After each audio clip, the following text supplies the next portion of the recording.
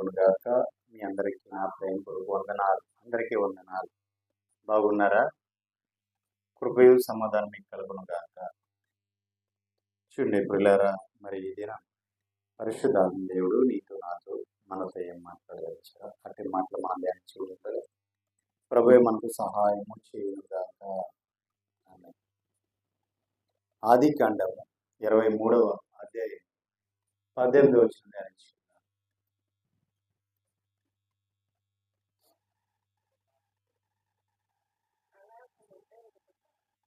అలాగున మమ్రే ఎదుటనున్న మక్సేల ఎందలి ఎప్రోను పొలమనగా ఆ పొలమును దాని ఎందలి గృహయు దాని పొలిమేర అంతటిలోనున్న ఆ పొలము చెట్లన్నీయు అతని ఊరి గవిని ప్రవేశించి వారందరిలో ఏతు కుమారుల ఎదుట అబ్రహామునకు స్వాస్థ్యముగా స్థిరపరచబడింది. దేవునికి మహిమ కలుగును గాక. చూడండి పిల్లరా, ఇప్పుడు మనం చదువుబడిన ఈ వచ్చిన భాగం చూసినట్లయితే ఒక స్థలము ఒక పొలము స్వాస్థ్యముగా అబ్రహాంకి స్థిరపరచబడింది. దేవునికి మహిమ కలుగును గాక.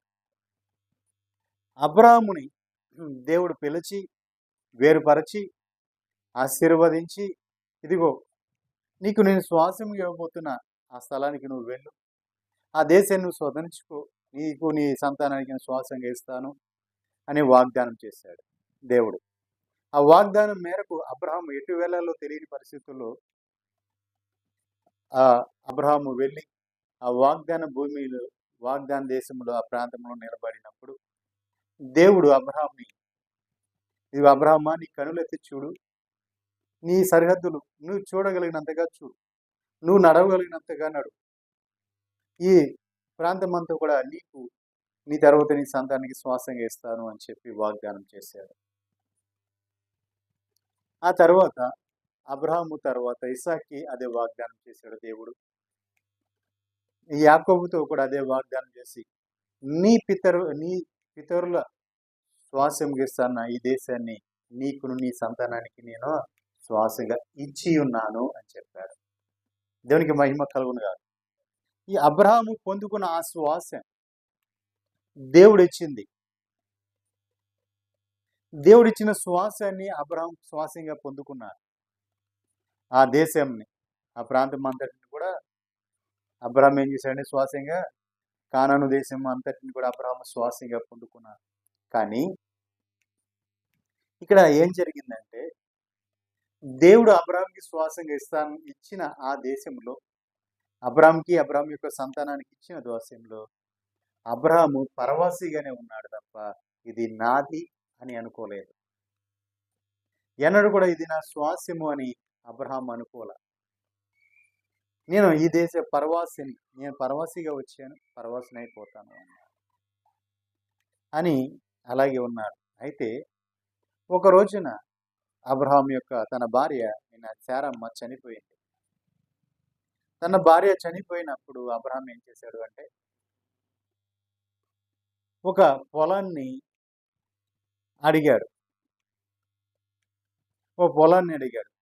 ఆ పొలము గురించి అడుగుతూ చెప్తూ ఉన్నాడు కదా, అయ్యా ఇదిగో నా భార్యని పాతి పెట్టడానికి, సమాధి చేయడానికి నాకు పొలము కావాలి, నాకు దయతో ఆ పొలం ఇప్పించండి అన్నాడు.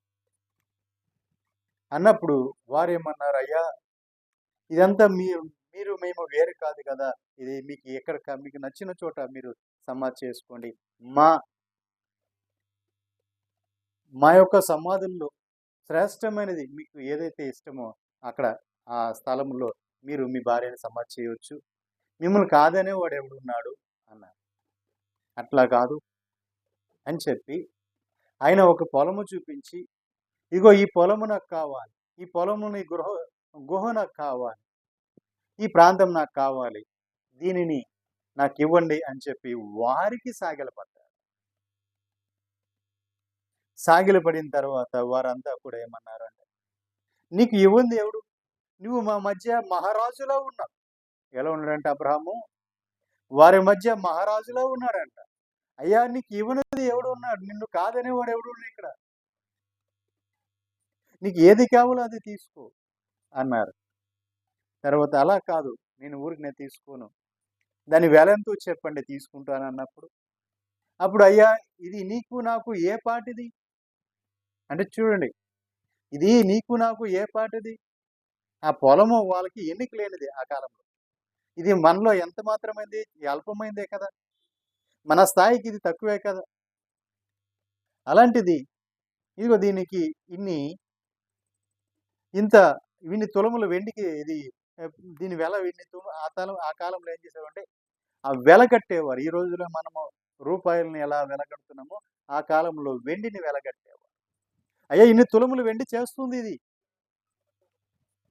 ఇన్ని తులములు ఒక 400 తులములు వెండి వెల చేస్తుంది కాబట్టి దీని మనకి పెద్ద లెక్కేముంది తీసుకో అన్నాడు. ఊరికనే తీసుకోమన్నారు. అయినా సరే అబ్రాహాం అలా కాదు.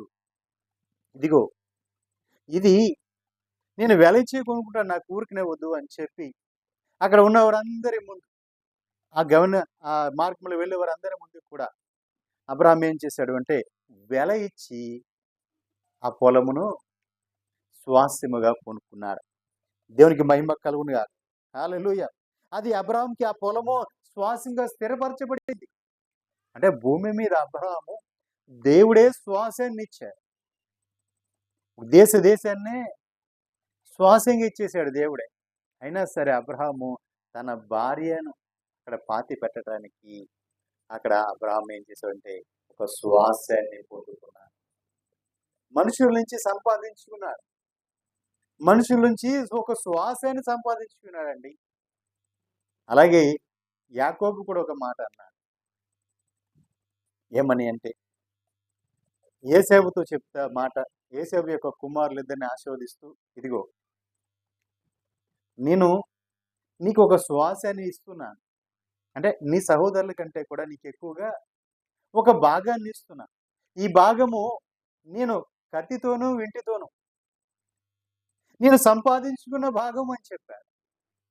దేవునికి మహిమ కలుగునుగా.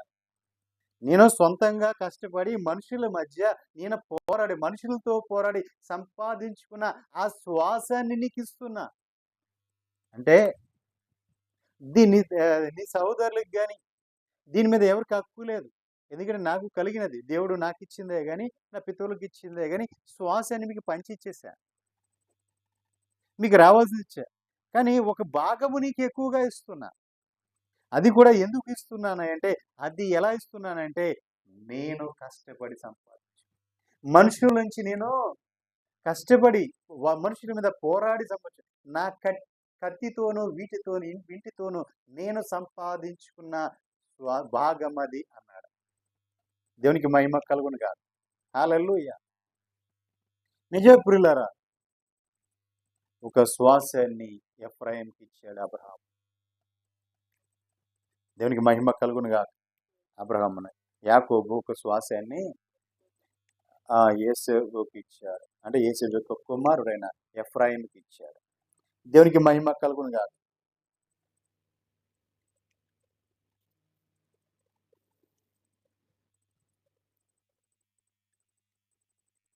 చూడండి, మనుషుల నుంచి సంపాదించుకున్న శ్వాసము దేవుడి నుంచి సంపాదించుకున్న శ్వాసం రెండు కూడా అబ్రహాము దగ్గర ఉన్నాయి.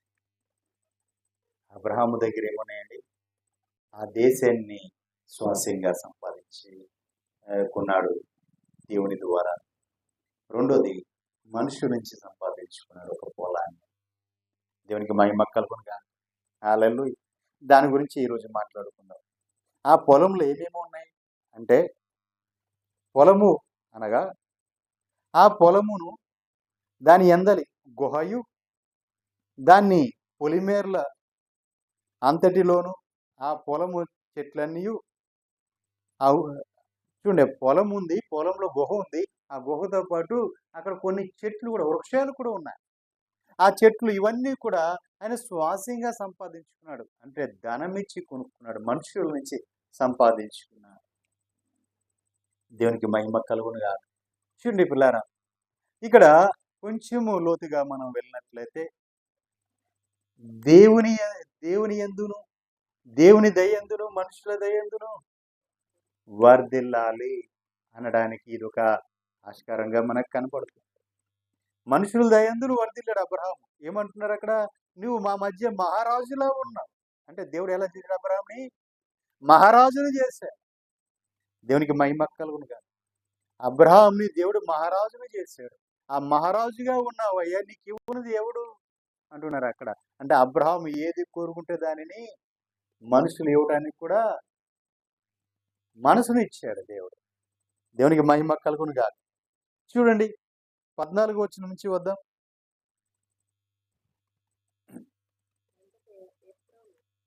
అందుకు ఎప్రోను అడిగాడు, అయ్యా నీ పొలం నాకు కావాలి. ఎప్రోను ఏమంటున్నాడంటే, అయ్యా నా మాట వినుము,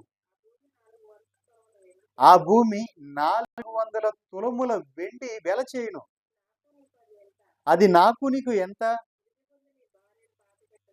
మృతి పొందిన నీ భార్యను పాతి పెట్టమని అబ్రహాంకు జవాబు చెప్పాడు. అబ్రహాం ఏమన్నాడు?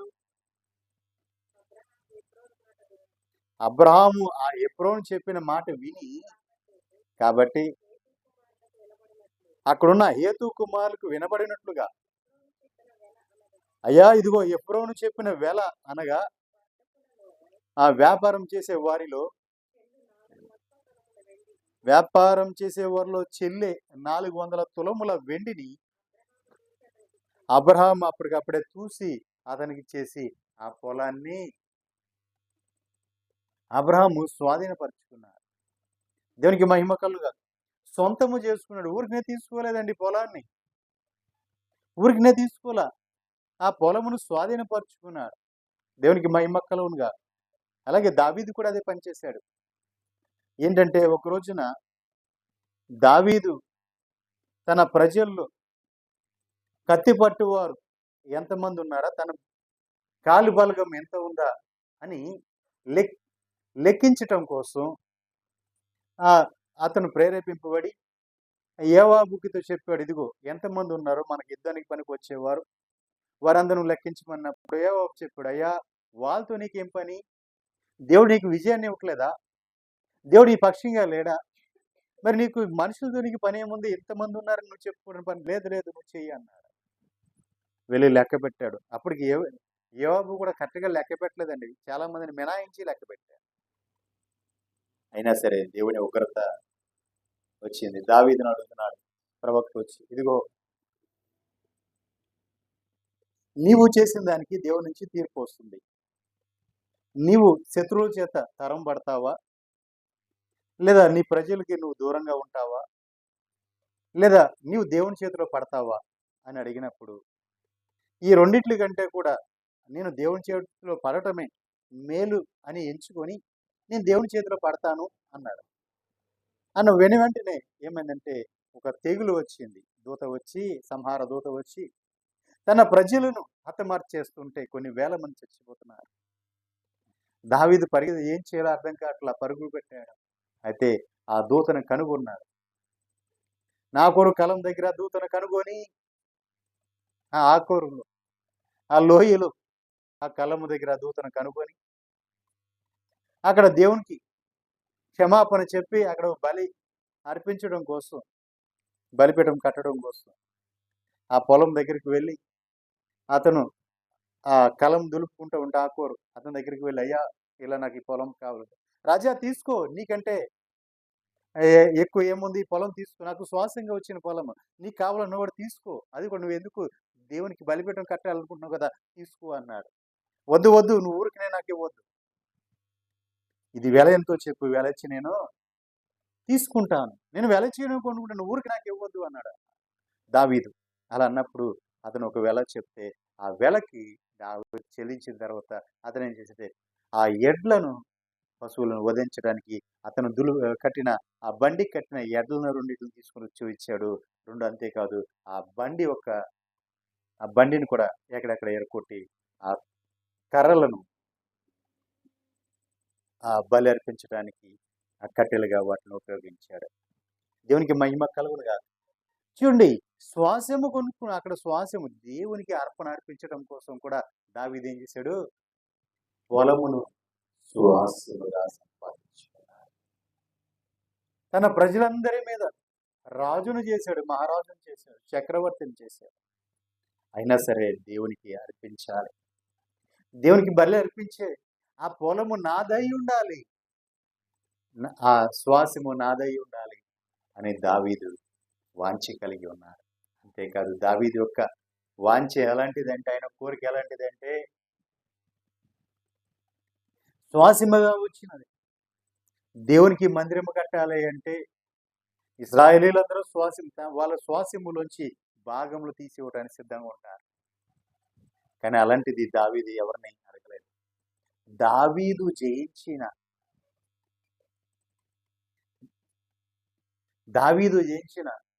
ఆ యెరూషలేము, ఎదోమీయుల నుంచి ఆయన సంపాదించిన ఆ స్థలమును, శ్వాసము ఆయన స్వాధీనపరుచుకున్న ఆ దేశములోనే దావీదు ఏం చేశాడంటే ఆ ప్రాంతాన్ని యెరూషలేముగా మార్చివేశాడు. దేవుని మందిరం కట్టడానికి అది దావీదు శ్వాసము, అది దావీదు సంపాదించుకున్నది, ఎదోమీయుల చేతిలోంచి విడిపించుకున్నది, తను సంపాదించుకున్న ఆ శ్వాసములోనే దావీదు పరిపాలన చేశాడు. అక్కడే దావీదు యెరూషలేము దేవాలయాన్ని కట్టాడు. దావీదు పురము కూడా అక్కడే ఉంది, అదే సీయోను పురం. దేవునికి మహిమ కలుగునుగాక. హల్లెలూయా. ఈ విధంగా శ్వాసాన్ని సంపాదించుకున్నాడు. తను ఏం చేశాడండి? శ్వాసాన్ని సంపాదించు. అబ్రాహామును మనం చూసినట్లయితే తన భార్య కోసం మమ్రే దగ్గర ఉన్న ఆ మక్షల వృక్షం ఆ ప్రాంతంలో ఆయన ఎప్రోను పొలమును సంపాదించాడు. అది శ్వాసముగా. దేవునికి మహిమ కలుగునుగా. హల్లెలూయా. 15 వచ్చిన 19 వచ్చిన ఇక్కడ అండి. ఆ తరువాత అబ్రహాము కానాను దేశంలో ఎబ్రోన్ అను మమ్రే ఎదుట నున్న మక్షేల గృహము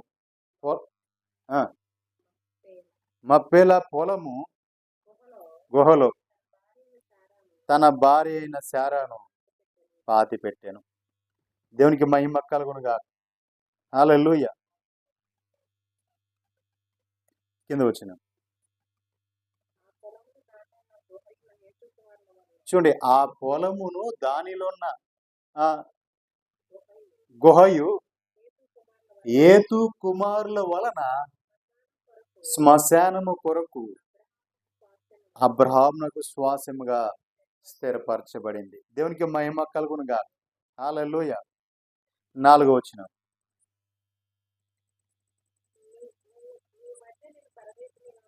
చూడండి, ఏతు కుమారులతో అబ్రహాము అడిగిన మాట చూడండి, మీ మధ్య నేను పరదేశులుగాను పరవాసినిగాను ఉన్నాను. ఒక నిమిషం చూసారా, ఆ దేశాన్ని అబ్రహాంకి శ్వాసంగా దేవుడు ఇచ్చాడు, అబ్రహాంకి శ్వాసంగా ఇచ్చాడు. అయినా సరే ఆ దేశంలో ఉన్న వారితో అబ్రహాం ఏమన్నాడు? మీ మధ్య నేను పరదేశినిగాను పరవాసినిగాను ఉన్నాను అని చెప్తున్నాడు. దేవునికి మహిమ కలుగును కాదు. అక్కడ ఉన్న ప్రజలతో ఏం చెప్తున్నాడండి? ఆ కానాను ప్రజలతో చెప్తున్నాడు, అయ్యా మీ మధ్య నేను పరదేశినిగాను పరవాసినిగాను ఉన్నాను అని చెప్తున్నాడు. దేవునికి మహిమ కలుగును కాదు. హల్లెలూయా. అంతేకాదు అక్కడ ఇంకొక అతను కూడా ఉన్నాడు. ఎవరు అతను అంటే చదవమ్మా.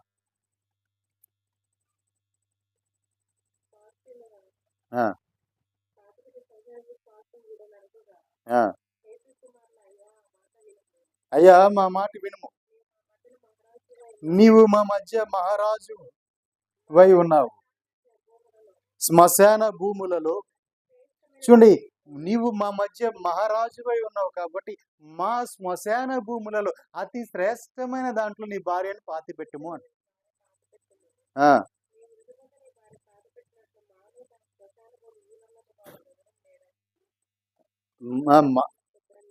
చూడు, మాలో మీకు శ్మశాన భూమిని ఇవ్వనోడు ఎవడు ఉన్నాడు ఇక్కడ? నువ్వే మా మధ్య మహారాజుగా ఉన్నావు, మిమ్మల్ని కాదనగలవా మేము? మీకు ఇష్టమైన చోట్ల శ్రేష్టమైనది మీకు ఏది కావాలో అది తీసుకుండయ్యా అంటుంటే, లేదు లేదు నేను అలా తీసుకోను అంటున్నాను. అబ్రహాము లేచి ఆ దేశ ప్రజలైన ఏతు కుమారులతో సాగిలపడి మృతి నొందిన నా భార్య నా యొద్ద ఉండకుండా నేను పాతి పెట్టుటకు మీకు ఇష్టమైతే నా మాట వినుడి. సోహారు కుమారుడైన ఎఫ్రోను తన పొలము చివరనున్న ఆ మక్తెల గృహ నాకిచ్చినట్లు నా పక్షము అతనితో మనవి చేయుడని మీ మధ్యన శ్మశాన భూమిగా ఉండుటకు నిండు వెలకి, బేరం కూడా లేదు అక్కడ, నిండు వెలకి దాన్ని నాకు శ్వాసంగా ఇవ్వాలనని వారితో చెప్పాను. హల్లెలూయా. అతడు హిత్తీయుడు. హిత్తీయుని దగ్గర కొనుక్కున్నాడు పొలం. దేవునికి మహిమ కలుగును. ఆ కాలంలో అక్కడ ఎంత ఆక్రమించుకున్నారు ఎవరు? అమోరీలు, మోయాబీలు, హిత్తీలు, హివీలు, యెబూసీలు, వీరందరూ కూడా కానానీయులు, వీళ్ళందరూ కూడా కానాన్ దేశాన్ని ఆక్రమించుకున్నారు.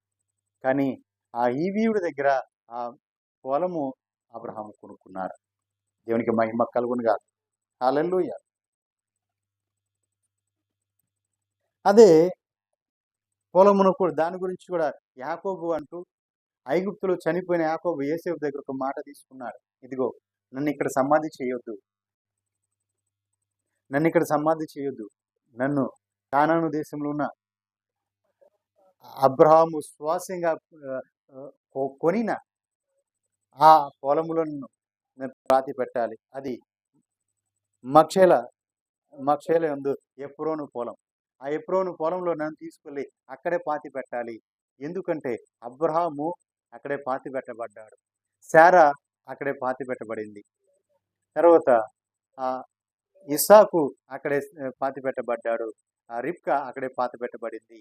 నేను నా భార్య అయిన లేయను కూడా అక్కడే పాతి పెట్టాను, సమాధి చేశాను. కాబట్టి నన్ను కూడా నా పితరుల సమాధుల యందు, నా పితరుల యొద్దకు నన్ను చేర్చుమన్నాడు. దేవునికి మహిమ కలుగును. తన పితరుల యొద్దకు చేర్చమన్నాడు. చూడండి పిల్లారా, ఆ మాట చదవండి. 49వ అధ్యాయం 29, 30 వచనాలు ధ్యానించుకోండి.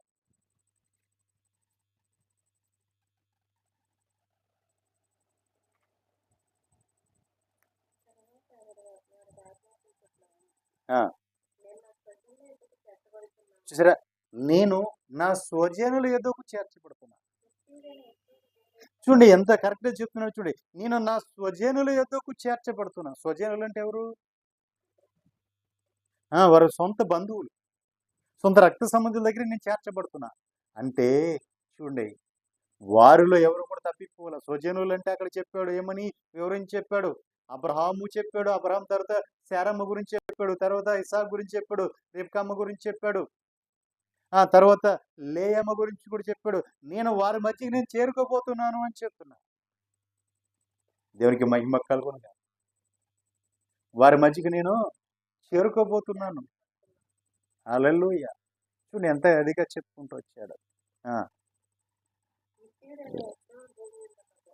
హిత్తీయుడైన ఎఫ్రోను యొద్ద ఉన్న ఆ గుహలో నా తండ్రుల యొద్ద నన్ను పాతి పెట్టుడి. ఆ గృహ కానాను దేశమందలి మమ్రే యొద్దనున్న మక్తెల పొలములో ఉన్నది. అబ్రహాము ఆ పొలమును హిత్తీయుడగు ఎఫ్రోను యొద్ద శ్మశాన భూమి కొరకు స్వాస్థ్యముగా కొనెను. అక్కడనే వారు అబ్రహామును అతని భార్య అయిన శారాను పాతి పెట్టరి. అక్కడనే ఇసాకును అతని భార్య అయిన రిబ్కాను పాతి పెట్టరి. అక్కడే నేను లేయాను పాతి పెట్టి ఆ పొలము అందరి ఉన్న గుహయు ఏతు కుమారుల యుద్ధ కొనపడేనని చెప్పాను. దేవునికి మహిమ కలుగునుగా. శ్వాసం అండి, ఈ భూమి మీద అబ్రహాము సంపాదించిన శ్వాసం ఏంటో తెలుసా? సమాధుల భూమి శ్వాసంగా సంపాదించాడు. సమాధుల భూమిని శ్వాసంగా సంపాదించుకున్నాడు అబ్రహాం. దేవుడేమో నివసించే భూమిని ఇచ్చాడు. తరతరాలకు ఇది నీ శ్వాసము, నీకు నీ సంతానానికి అన్నాడు. కానీ ఈ లోకంలో అబ్రహాం సంపాదించుకున్నది, మనుషుల నుంచి సంపాదించుకున్నది సమాధులకు సంపాదించుకున్నది, అంటే పెరల గ్రౌండ్. హల్లెలూయా! మనుషుల నుంచి కూడా శ్వాసాన్ని సంపాదించుకున్నారు వారు. దేవునికి మహిమ కలుగును. కానీ ఇక్కడ చూడండి, అబ్రహాము శారా కనపడింది, ఇస్సాకు రిబ్కా కనపడింది, లేయా కనపడింది, యాకోబు కనపడ్డారు. కానీ రాహేలు కనపడలేదు. రాహేలు కోసం 14 సంవత్సరాలు కొలువు చేశారు. ఎంతగానో ప్రేమించారు, ప్రాణానికి ప్రేమగా ప్రేమించారు. కానీ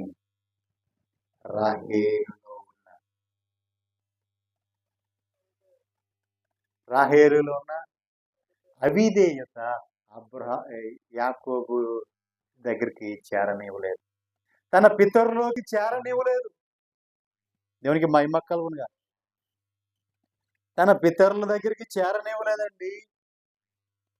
ముందుగా చనిపోయింది మరి అమ్మ, కానీ తీసుకుని వెళ్ళి అక్కడ చేర్చలేకపోయాడు.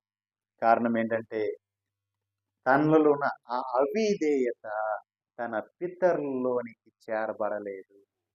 ఎవరి యొక్క పితరులు? యాకోబు యొక్క పితరుల దగ్గరికి వెళ్ళలేకపోయాడు. కానీ లేయమ్మ మాత్రం వెళ్ళింది. దేవునికి మహిమ కలుగునుగా. చూడండి, ఎందుకు వెళ్ళలేకపోయింది అంటే ఆమె మనసంతా ఎక్కడుందంటే తన తండ్రి యొక్క లాబాను యొక్క గృహదేవతల మీద ఉండిపోయింది. ఎక్కడ ఉండిపోయింది?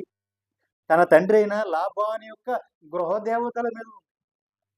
అంటే దాని అర్థం ఏంటంటే దేవుడు అంతగా ఆశీర్వదించాడు, అంతగా హెచ్చించాడు. అన్యుడైన లాబాను తెలుసుకున్నాడు ఏమని, యాకోబు రావడం వల్ల దేవుడు నిన్ను బట్టి నన్ను ఆశీర్వదించాడు అని చెప్పారు యాకోబుతో. అయ్యా యాకోబు, నిన్ను బట్టి దేవుడు నన్ను ఇంతగా ఆశీర్వదించాడు అన్న విషయం నేను తెలుసుకోగలిగాను. ఎందుకంటే అక్కడ ఉన్న శకునగాండ్ల ద్వారా తెలుసుకున్నాడంట.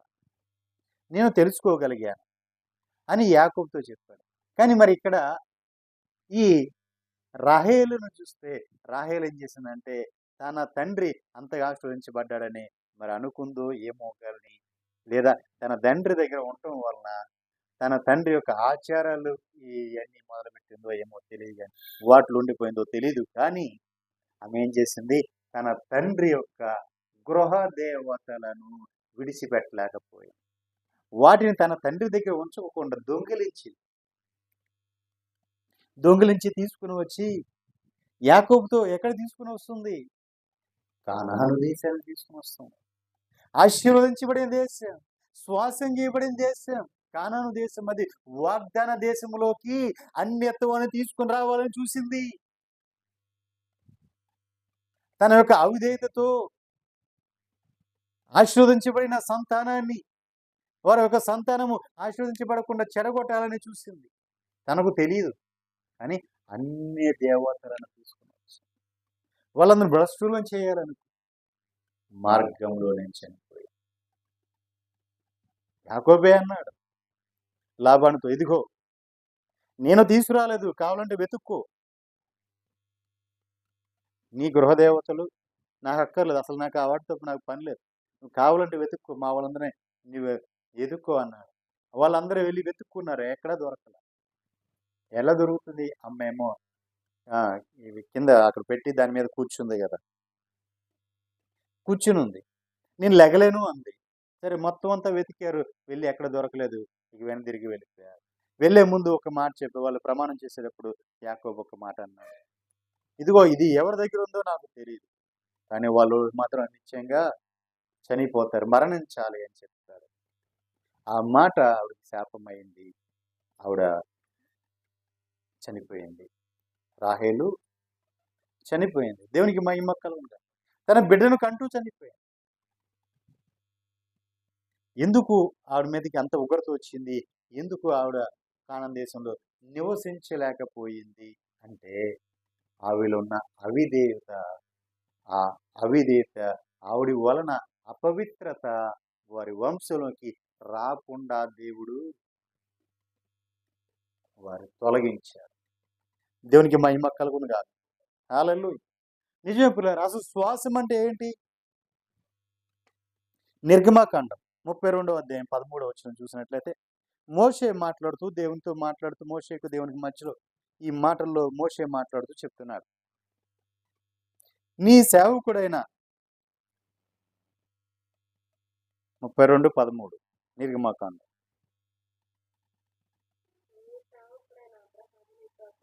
నీ సేవకులైన అబ్రహాము, ఇస్సాకును, ఇశ్రాయేలును జ్ఞాపకం చేసుకొనుము. నీవు వారితో ఆకాశ నక్షత్రముల వలె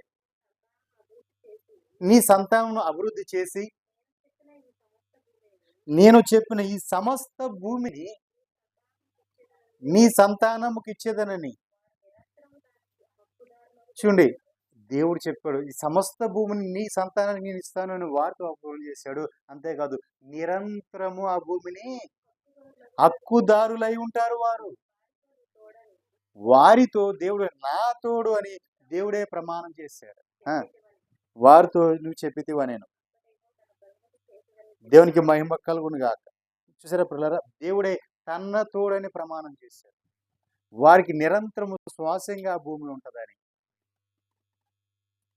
దేవునికి మహిమ కలుగును గాక. ఆ శ్వాసం అనేది నిరంతరము వారితో పాటు ఉండిపోయారు. దానికి వారి హక్కుదారులై ఉంటారు. దేవుడిచ్చిన భూమి, ఆ శ్వాసమైన ఆ కానాను దేశానికి వారు హక్కుదారులై ఉన్నారు. కానీ అక్కడ మనం చూసినట్లయితే వీరికి శ్వాసంగా హక్కుదారులుగా ఉన్నారు. కానీ వీరి తర్వాత ఎవరు కూడా ఆ అబ్రహాము, ఇస్సాకు, యాకోబుల తర్వాత ఆ స్థలములో, ఆ భూమిలో మరి ఎవరైనా పాతి పట్టబడ్డారో లేదో మనకు తెలియదు. కానీ దాని గురించి అక్కడ ఎక్కడ కూడా మెన్షన్ చేయబడలేదు, రాయబడలేదు. దేవునికి మహిమ కలుగును గాక. హల్లెలూయా.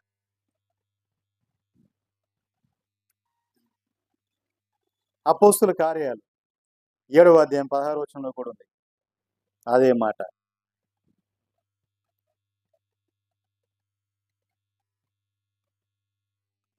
షకేములోని హమోరుల కుమారుల యుద్ధ అబ్రహాము వెలయించి కొనిన సమాధిలో వారు ఉంచబడిరి. అయితే దేవుడు అబ్రహామునకు అనుగ్రహించిన వాగ్దాన కాలము సమీపించిన కొలది ప్రజలు ఐగుప్తులు విస్తారముగా వృద్ధి పొందిరి. తుదకు యోసేపుని ఎరగని వేరొక రాజు ఐగుప్తుని ఏలన ఆరంభించాడు. దేవునికి మహిమ కలుగునుగా. కాబట్టి మహా అభివృద్ధి చెందిపోయారు అక్కడికి వెళ్ళిన తర్వాత. అయితే అక్కడ నుంచి దేవుడు వాళ్ళని విడిపించి తీసుకుని వచ్చి కానాన్ దేశంలోకి మరిపడి నడిపించాడు. దేవునికి మహిమ కలుగునుగా. హల్లెలూయా. అదే అపోస్తలుల కార్యాలు 2వ అధ్యాయం 29వ వచనం మనం చూసినట్లయితే,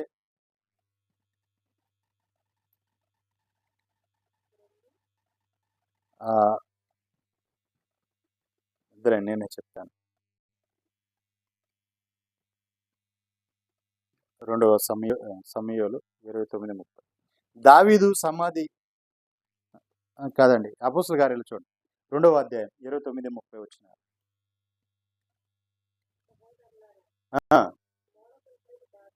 చూడండి, మూల పురుషుడగు దావీదును గూర్చి ఇట్లా నేను మీతో నేను ధారాళంగా మాట్లాడవచ్చును. అతడు చనిపోయి సమాధి చేయబడిను. అతని సమాధి నేటి వరకు మన మధ్య ఉన్నది. చూడండి, అతడు ప్రవక్త అయి ఉండెను కనుక అతని గర్భఫలములో నుండి అతని సింహాసనము మీద ఒకరిని కూర్చుండబెట్టుదును అని దేవుడు తనతో ప్రమాణపూర్వకంగా ఒట్టు పెట్టుకుని సంగతి అతడెరిగి. చూడండి, క్రీస్తు పాతాళంలో విడబడలేదనియు ఆయన శరీరము కులిపోలేదనియు దావీదు ముందుగా తెలుసుకొని ఆయన పునరుత్థానము గురించి చెప్పాను. దేవునికి మహిమ కలుగునుగా. చూడండి, ఆ శ్వాసము కుళ్ళిపోలేదు. ఆ శ్వాసము కుళ్ళిపోలేదు, పునరుత్థానుడిగా తిరిగి లేచారు. శరీరంగా ఆయన తిరిగి లేచారు. అంటే చూడండి పిల్లారా, అబ్రహాము సంపాదించిన శ్వాస. అట్లాగే యేసు ప్రభు వారిని కూడా ఒక గుహలోనే సమాధి చేశారు. అది కూడా మునిపెన్నడూ ఎవరిని కూడా అక్కడ సమాధి చేసిన గృహ కాదు. అది ప్రత్యేకంగా చేయించుకున్నాడు. ఎవరు? ఆ! ప్రత్యేకంగా చేయించుకున్న ఆ గృహ అది. తన కోసమని చెక్కించుకున్నాడు ఆ గుహ. తన పొలంలో గృహం చెక్కించుకున్నాడు. ఆ గృహంలో తీసుకొనెళ్ళి యేసు ప్రభువారిని కూడా సమాధి చేస్తే ఆయన ఆ గృహలోంచి తిరిగి లేచి ఉన్నాడు. హల్లెలూయా! అంటే ప్రియులారా, ముందుగానే అబ్రహాం ఎరిగి ఉన్నాడు. అబ్రహాం ముందుగానే ఎరిగి ఉన్నాడు. నాకు అదే గృహ కావాలి. అంటే ఎవరు కూడా దాంట్లో పాతిపెట్టంది. అది పొలముగా ఉంది. అక్కడ చూస్తే తోటలు, చెట్లు ఉన్నాయి. వృక్షములు ఉన్నాయి. నాకు అదే ఆ పొలంలోది ఆ గృహ మాత్రమే, ఆ గృహే కావాలి. అబ్రహాము కోరుకున్న స్థానం అది. ఎందుకంటే నా వంశములోంచి మరణాన్ని జయించి తిరిగి లేచేవాడు రాబోతున్నాడు. నా వంశములోంచి మరణాన్ని జయించి తిరిగి లేచేవాడు రాబోతున్నాడు. నాకు ఇది గృహ కావాలి. అక్కడ పాతిపెట్టబడిన వారి గురించి చెప్పింది. వారు జీవించువారై ఉన్నారు, మరణించలా.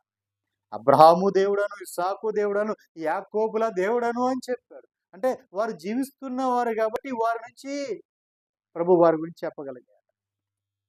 అంటే జీవము ఉంది అక్కడ. జీవము, జీవమునిచ్చే జీవాధిపతి మరణాన్ని జయించి తిరిగి లేస్తాడు అనడానికి అబ్రహాంకి అప్పుడే అబ్రహాము ఎరిగి ఉన్నాడు. దేవునికి మహిమ కలుగును. అబ్రహాము ఎరిగి ఉన్నాడు. ఇంకొకటి ప్రియులారా, పొలము అంటే దేవునితో కలిసి చేసే వ్యవసాయం. పొలములో ఉన్న పైరు సిద్ధంగా ఉంది, వెళ్ళి కొయ్యుడి. కొత్త నిబంధన, పాత నిబంధనలో కూడా పొలము గురించి ఉంది. ఇస్సాకు వెళ్ళి ఎక్కడికి వెళ్ళి ప్రార్థన చేసుకుని వచ్చాడు? పొలములోకి వెళ్ళి ధ్యానము చేసుకుని వచ్చాడు. దేవునికి మహిమ కలుగు. రిబ్కమ్మ ఎక్కడికి వెళ్ళింది? పొలములోకి వెళ్ళి తన గర్భంలో ఆ జరుగుతున్న ఆ అల్లరి, అది ఏంటి ఆ కదలికల గురించి దేవుని అడిగింది. అప్పుడు దేవుడు చెప్పాడు, ఇదిగో నా ప్రణాళిక ఇది. ఏమని? నీ గర్భంలో 2 జనములు ఉన్నాయి. ఇద్దరు మనుషులు ఉన్నారని చెప్పాల. 2 జనములు ఉన్నాయి నీ గర్భంలో, వారు కొట్టుకుంటున్నారు. పెద్దవాడు చిన్నవానికి దాసుడవుతాడు అని చెప్పాడు. దేవునికి మహిమ. అంటే జరగబోయేది ముందుగా తెలుసుకుంది తల్లి వెళ్ళి. దేవునికి మహిమ కలుగును. హల్లెలూయా. పొలము అనేది దేవునితో కలిసి చేసేది. ఆ సహవాసం, కలిసి చేసే సహవాసం, దేవునితో కలిసి నడిచే ఆ నడక, ఆ అనుభవం. దేవునికి మహిమ కలుగునుగా. హల్లెలూయా. వ్యవసాయము అనేది దేవునికి ఆయన యొక్క పరిచర్యకు సంబంధించి. ఆయనతో పాటు మనము కూడా వ్యవసాయదారులు వ్యవసాయం చేస్తూ ఉంటాం. మన ప్రభువు వ్యవసాయం చేశారు ఈ లోకాన్ని. అందుకని ఆయన ఎక్కువ బోధలన్నీ కూడా దున్నమన్నాడు, దుక్కు చేయమన్నాడు, విత్తనం వేయమన్నాడు.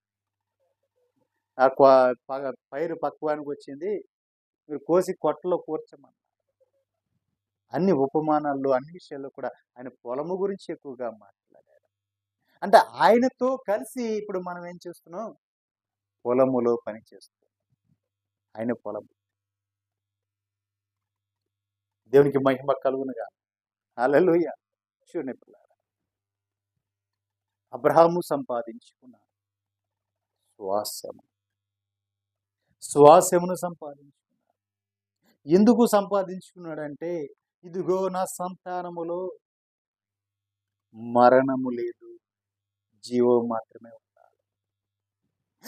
నా సంతానం అంతా జీవించాలి, ఎవరో మరణించకూడదు అని చెప్పి ఆయన సంపాదించిన ఆ శ్వాసం, ఆయన వారసుడైన ప్రభువైన యేసుక్రీస్తు వారి ద్వారా అందరికి కూడా ఏమొచ్చింది?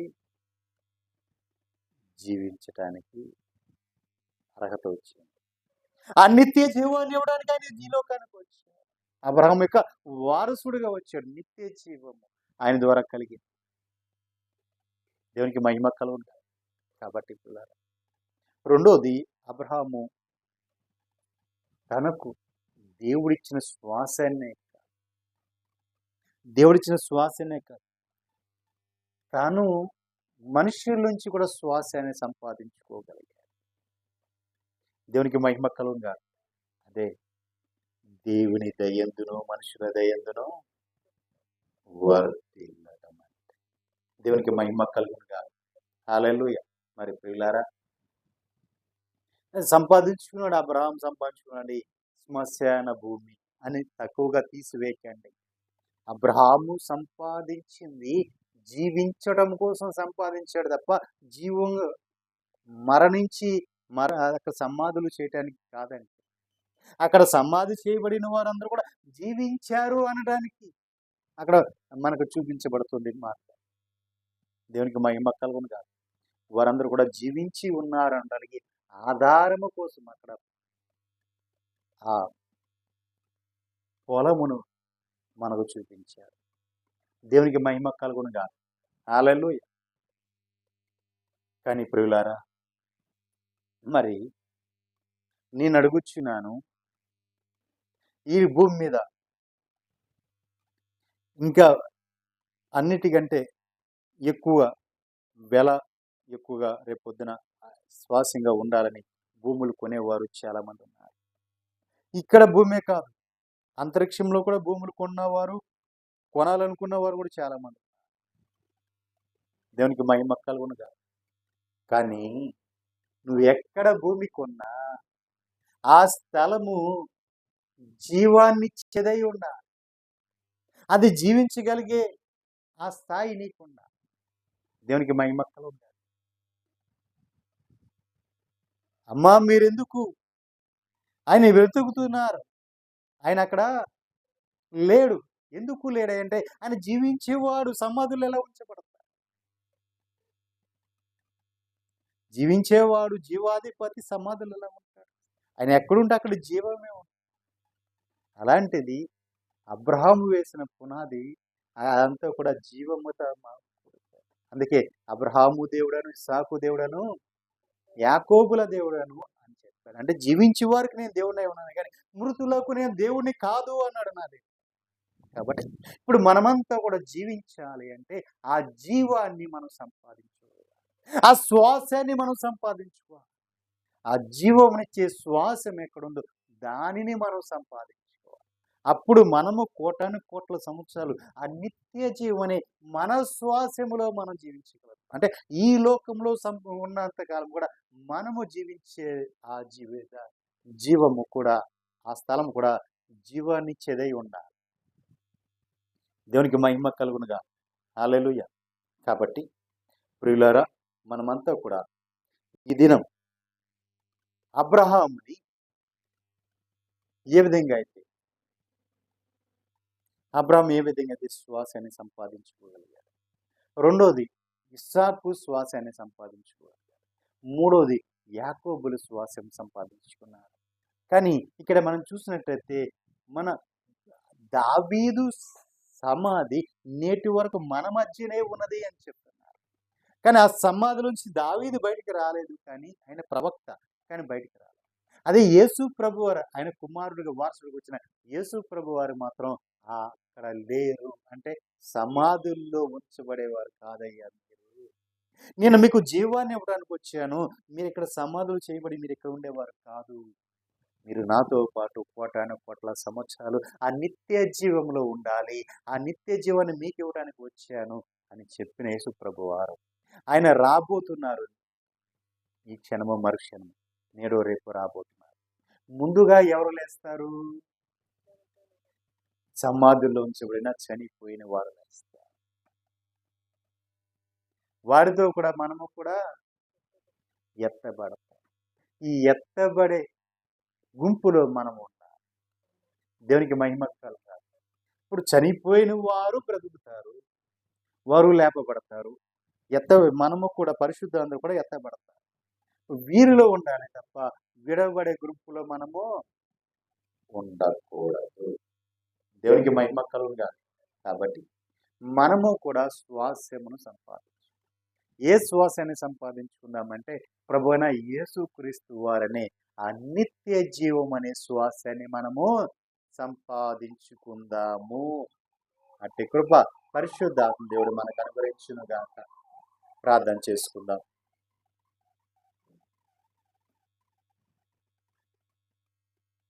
అందరూ కూడా కళ్ళు మూసుకోండి, ప్రార్థన చేసుకోండి. స్తోత్రం స్తోత్రం.